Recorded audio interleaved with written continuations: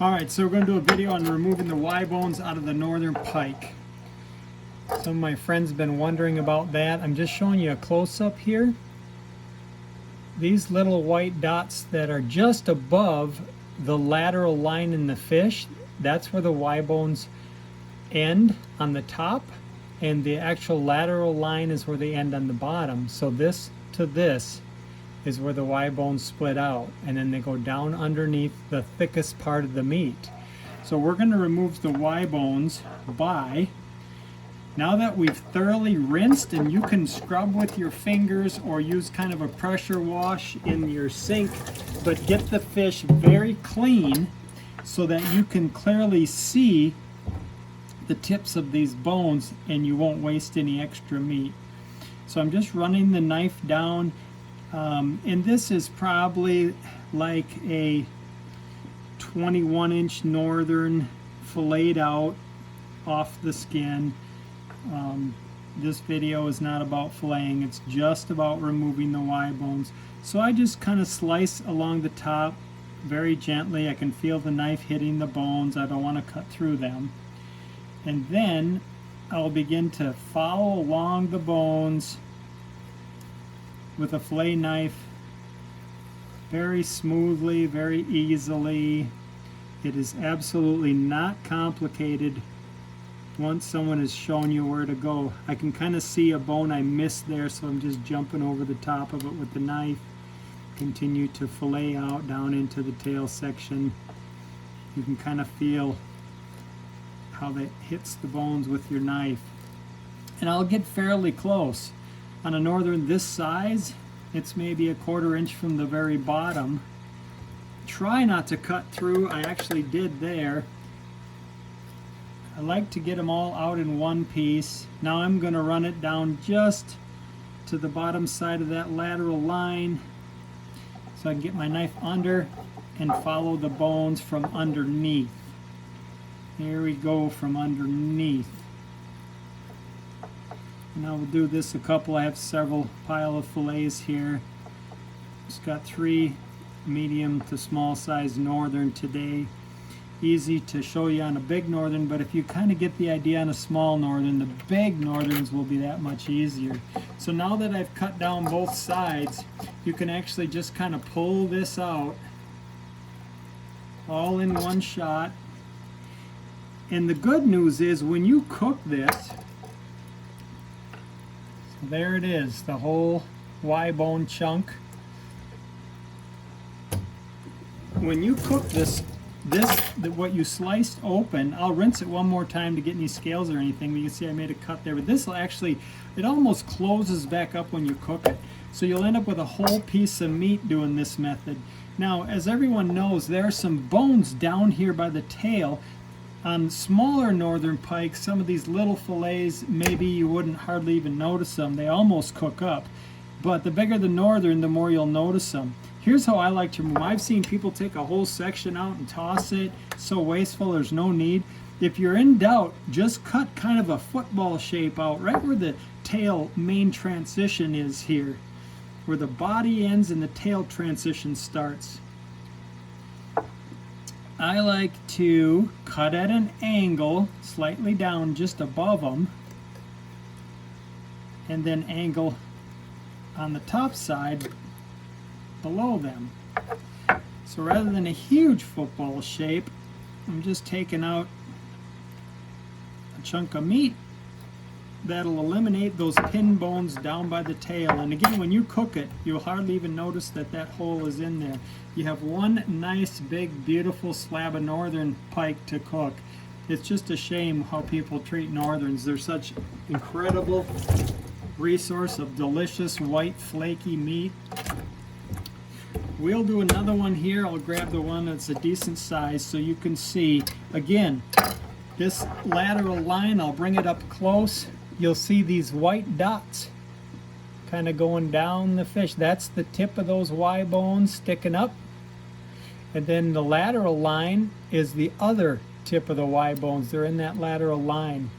So first you want to lay it out and cut along the top of those the ones that are up above the lateral line. On a pike this size is very common. It looks to be like a ½ an inch or so. You'll get to the point where you can even guess it if you can't see them. You'll kind of know where they're at over time. Just making that slice down kind of to the bones, because once you're down, now I'll turn my knife. Got a little bit of cartilage on the end there. I'll turn my knife and then ride down those bones out to the end, trying again, like I said, not to cut through, because this will just fold right back shut when you're done, and it'll cook up like one big beautiful fillet. And if you want to know about cooking the pike, you'd have to refer to my wife. I'll tell you, she uses like an almond or a pecan crust, grind up some nuts and make a crust. Oh my gosh, that is so good. Much better than breading, that's for sure. Now I'm on that lateral line, just making a little bit of a slice to guide my knife before I turn it down. And now I'll turn it kind of upwards, riding on the underside. You can actually see that knife, if I pull the skin back, going underneath those bones.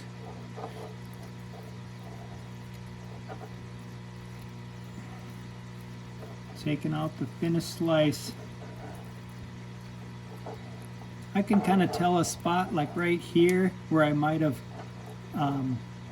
my knife might have left the bones, and I can just check a little bit maybe here. The bones, as they get down to the end, they get so thin that they almost cook up. Yep, there was a couple there where I saw that bare spot that I kind of went in and snagged and loosened them up just to make sure they're all out of there. Last thing you want to do is eat a bone. On a bigger northern, it's much easier. The Y-bones are kind of heavy duty and stiff. You won't miss them very easily. It's just on the little ones. Alright, so this went pretty well otherwise. Pull this out.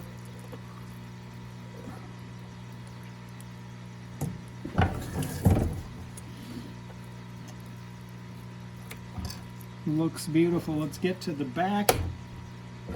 Again, right where that transitions kind of from the body into the tail taper is where you'll see these dots. You can kind of see those white dots possibly. Those are the tips of the other bones you'll want to get out. So I like to go kind of down at an angle. If I feel I'm hitting a bone, I'll take a little more meat, because the bones are what I want to get out, and then angle on the top.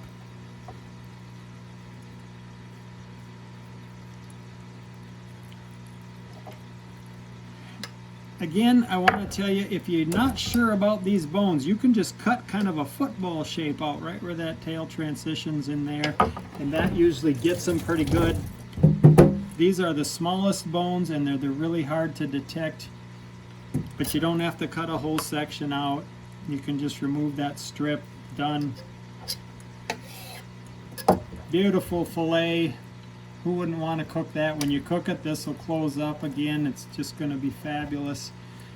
Big slabs of meat. Northern Pike Y-bones, easy to remove. And for those of you that want to continue watching, maybe you got it, but I'm going to do a smaller one.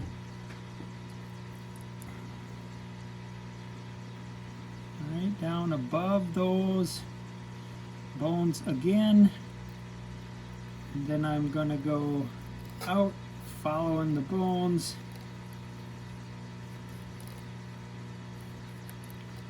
It doesn't take long to get efficient at this. Super easy. Any sharp fillet knife. Believe it or not, I use a bread knife for most of my work. Not an electric fillet knife. The teeth are too jagged and sharp. It doesn't slide well along the skin. I like a bread knife that has a little less of a sharp. I don't think the people developing the fillet knives quite understand the principle of an electric knife.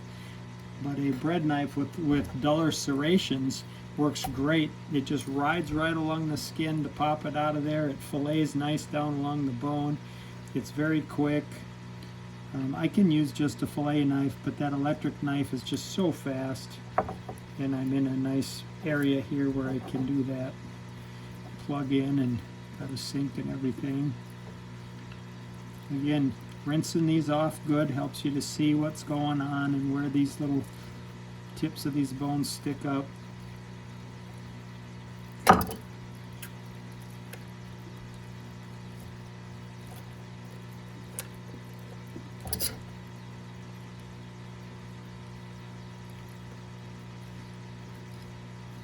Kind of feel them down by the tail, let the knife guide me where to end, and you're left with just this one strip, comes right out, this closes right back up. Lovely.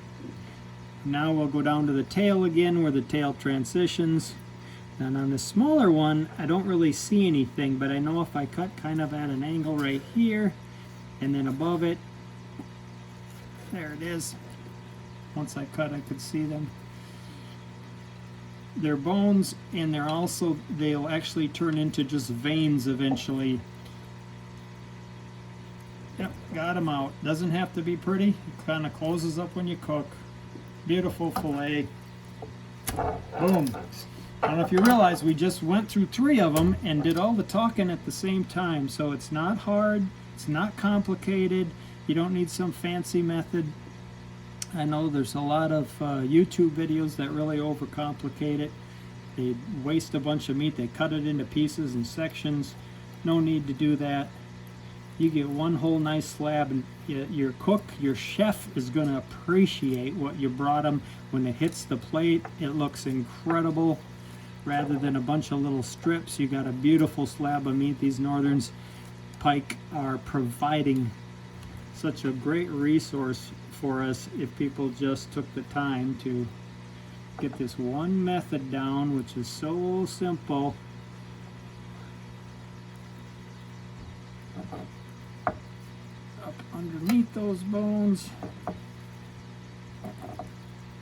Now, as far as like hanging on to the meat, a lot of times I do use a fork, especially when I'm like taking it off the skin and that. I rinsed it enough now to where the meat's dry enough, it's not slimy. Rinsing it well, I like to use my sink and turn it up and use the sprayer and give it a little pressure wash. That helps the Northern because they're moist enough. They don't actually need more moisture. So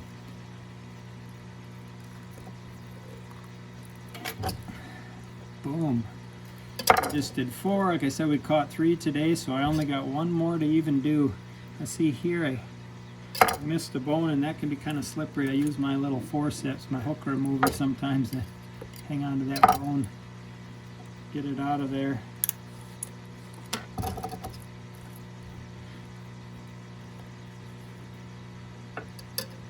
Done.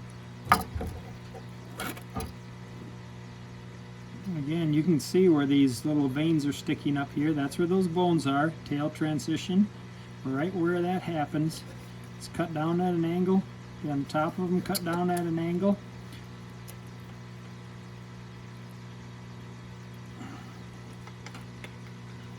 Then I kind of feel towards the tail. Did I get them all? Yep, very good. That beautiful fillet. Your chef is going to appreciate that piece of meat, that you did that right. All right, well, I appreciate it. Hope this helps some people and gets some people interested in this delicious Northern Pike, which is a wonderful resource. They're very abundant. They reproduce very well. I tell you, they also eat very well. Amazing, beautiful, white, flaky meat when it's cooked up. They can be broiled, they can be fried. I don't even deep fry the Northern. I love the flavor. They're very flavorful, delicious. Now I live in the Midwest, Northern, Minnesota, Wisconsin areas where most of my fishing is for pike. We have delicious pike here. Absolutely no complaints about the flavor. Let's do this last little guy here. Right up these bones. Bump, bump, bump, bump, bump, bump, bump.